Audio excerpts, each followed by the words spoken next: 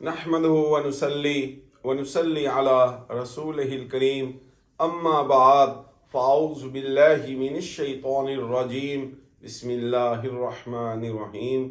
الصلاة والسلام عليك يا سيدي يا رسول الله الصلاة والسلام عليك يا سيدي يا رحمة للعالمين صلی اللہ تعالی علیہ وآلہ وسلم۔ ذی وقار خواتین و حضرات، جنگ احد کے وقت جب آقائے دو جہاں صلی اللہ تعالی علیہ وآلہ وسلم جنگ بندی کی غرض سے صفوں کی درستگی فرما رہے تھے اور سامنے دشمن کی مشرکین مکہ کی افواج بھی کھڑی تھیں، تو ایسے میں آپ کے دستے مبارک میں ایک چھڑی تھی، آپ اس چھڑی کے ساتھ صفوں کو اپنے صحابہ کرام رضوان اللہ تعالی اجمعین کی صفوں کی درستگی فرما رہے تھے۔ اور ایسے میں ہوا یہ کہ آپ کی وہ جو چھڑی تھی وہ ایک صحابی کو، جب آپ ایسے کر رہے تھے لائن کو، تو ایک صحابی کے پیٹ مبارک کو اس چھڑی نے چھو لیا، تو چھڑی لگ گئی۔ چونکہ جنگ کا موقع تھا تو کسی کو یہ پتہ نہیں تھا کہ ہمارے میں سے کون زندہ واپس آئے گا اس جنگ کے بعد۔ جب وہ سب کھڑے ہو چکے تو نبی مکرم نور مجسم سید عالم صلی اللہ تعالی علیہ وآلہ وسلم نے فرمایا کہ اگر کسی صحابی کا کوئی بدلہ مجھ سے ہے تو وہ مجھے بتائے تاکہ میں اس کو چکا دوں اس سے پہلے کہ جنگ شروع ہو۔ تو ان میں سے ایک صحابی تھے اسود بن غزیہ رضی اللہ تعالیٰ عنہ، وہ آگے بڑھے تو انہوں نے یہ عرض کی کہ یا رسول اللہ، جی ہاں میرا کچھ بدلہ ہے آپ کی طرف، آپ وہ چکا دیجئے۔ تو نبی اکرم صلی اللہ تعالی علیہ وآلہ وسلم نے اس سے پوچھا کہ بتاؤ تم کیا چاہتے ہو؟ تو اس صحابی نے آپ سے عرض کی کہ یا رسول اللہ صلی اللہ تعالی علیہ وآلہ وسلم، آپ اپنے شکم اطہر سے، پیٹ مبارک سے اپنے کرتا مبارک کو اوپر اٹھائیے۔ جب آپ نے وہ کرتا مبارک اپنے پیٹ مبارک سے اوپر کیا، اپنے شکم اطہر سے اوپر کیا، تو اس صحابی نے آگے بڑھ کر آپ کے شکم اطہر کو چوم لیا، اور آپ بڑے حیران ہوئے۔ دیگر صحابہ کرام بھی بہت حیران ہوئے کہ تو کوئی بدلہ لینے کی بات کر رہا تھا، تو یہ تو نے کیا عمل کیا؟ تو اس صحابی نے کہا کہ یا رسول اللہ صلی اللہ تعالی علیہ وآلہ وسلم، یہ آپ ہی کا فرمان ہے کہ انسان اس دنیا میں، اس جہان میں جس کے ساتھ محبت اور عقیدت رکھے گا، اس کا حشر بھی آخرت میں اسی کے ساتھ ہوگا۔ اب یہ بات انتہائی قابل غور ہے کہ جنگ کا سماں ہے اور صحابہ کرام یہ بخوبی جانتے ہیں، انہیں یہ علم تھا کہ اگر ہم اس جنگ میں شہید ہو گئے تو ہم سیدھے جنت میں جائیں گے، اللہ تعالیٰ ہمیں جنت میں جگہ عطا فرمائیں گے۔ اس کے باوجود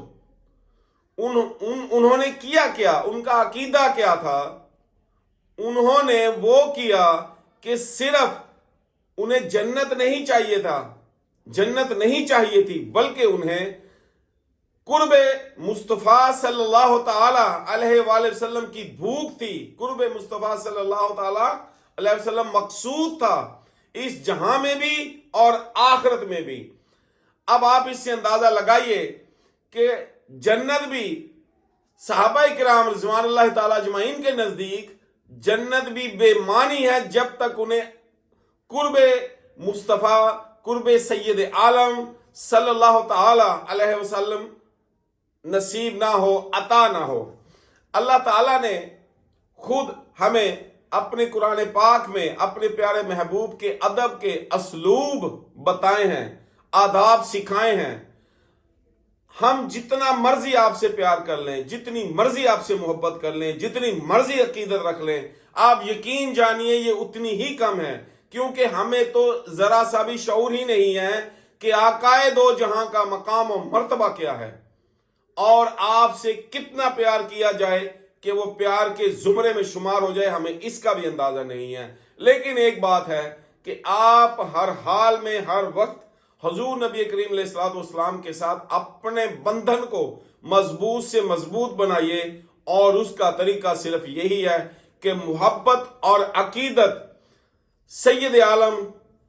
सरवर कौनैन सल्लल्लाहु ताला अलैहि वसल्लम के साथ रखिए, और इबादत जो है वो महज सिर्फ और सिर्फ अल्लाह रब्बुल इज्जत की खातिर है। सजदा जो है वो सिर्फ अल्लाह ताला की ज़ात को है।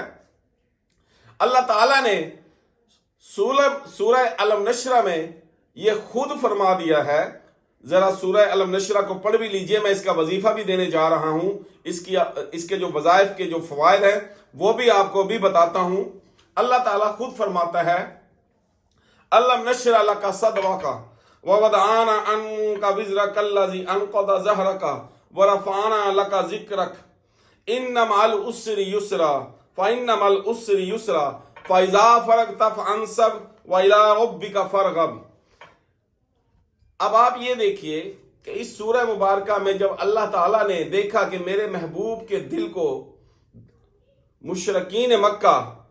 दुख पहुंचाते हैं, उनके अपने भी और पराए भी दुख पहुंचाते हैं, आपको ईजा देते हैं, आपको दिली रंज पहुंचता है, तो अल्लाह ताला ने खुद इस सूरह मुबारका के जरिए उन्हें जवाब दे दिया और ये फरमा दिया कि आप कुछ भी रंज और गम ना करें। हर मुश्किल के बाद आसानी है, हर मुश्किल के बाद आसानी है। जितनी भी मुश्किलात इंसान के ऊपर आती हैं,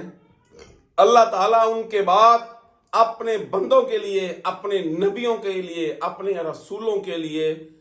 लाजमन आसानियां पैदा फरमाते हैं। तो नाज़रीन किराम, सूरह अलम नशरा का जो वजीफा है, ये आपने रात ईशा के बाद, ईशा की नमाज अदा करने के बाद आपने किबला रुख बैठ जाना है। जब आप मुकम्मल ईशा की नमाज अदा कर लें, वित्रों से फारिग होकर, अगर कोई शख्स वितर तहज्जुद के साथ मिला के पढ़ता है तो वो वितर तहज्जुद तक बचा ले अपने, और वितरों को छोड़ के जो बकिया नवाफिल और सुन्नतें और इसके फ़र्ज हैं वो अदा कर ले। अदा करने के बाद किबला रुख हो जाए और 7 मरतबा दुरूद शरीफ पढ़े और 29 टाइम्स सूरह अलम नशरा पढ़े शुरू से लेकर आखिर तक,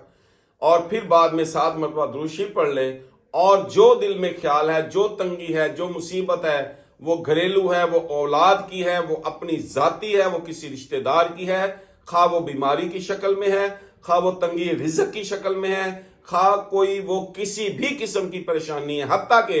अगर वो कोई केस ऐसा है जिसमें आप बेगुनाह हैं, आप मजलूम हैं, आपका कोई अजीज उसमें बिला वजह फंसा हुआ है, बेगुनाह फंसा हुआ है, आप उसके लिए भी ये दिल में ख्याल रख के नियत करके अल्लाह ताला से इंतहाई मेहनत के साथ दुआ मांगिए, गिड़गड़ा के बार बार दुआ मांगिए। सिर्फ एक ही मरतबा ये अमल करने से इंशाअल्लाह ताला आपके तमाम मसाइल हल हो जाएंगे। अल्लाह रब्बुल इज्जत के फजल व करम से अल्लाह ताला से दुआ करता हूँ कि ऐ अल्लाह, तू हमें अपनी इबादत इखलास के साथ अदा करने की तौफीक अता फरमा। या रब्बुल आलमीन, तू हमें अपना जिक्र करने की तौफीक अता फरमा। ऐ अल्लाह, आप हमारा खात्मा बिल ईमान फरमाइएगा। आमीन सुम्मा आमीन, वमा अलैना इल्लल बलाग।